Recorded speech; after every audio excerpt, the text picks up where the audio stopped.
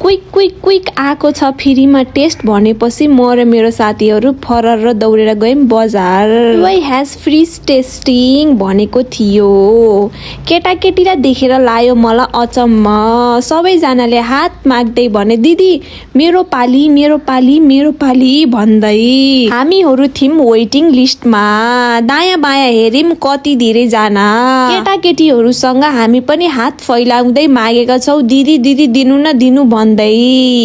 यसो त्यसो गरेर आयो हाम्रो पालो। दिदीले भन्नुभयो तपाईको लागि स्पेशल यो थोरै टेस्ट गर्नु मन परे मैले अझै धेरै दिन्छु भनेर। मैले हुन्छ दिदी भने। म खुसी भए किनकि मैले फ्रीमा खाना पाएँ। तर असाध्यै नमिठो लाग्यो यो क्विक क्विक चाउचाउ। यो भन्दा मिठो त मलाई मिठो लाग्ने त 2 PM करेन्ट। त्यसै भनिदिए सोद्धा फेरि मिठो छ भने। मेरो यो दुईटा साथीलाई त झन् पिटिकै मन परेन। अनि के तपाईले क्विक क्विक टेस्ट गर्नुभयो कस्तो लाग्यो त?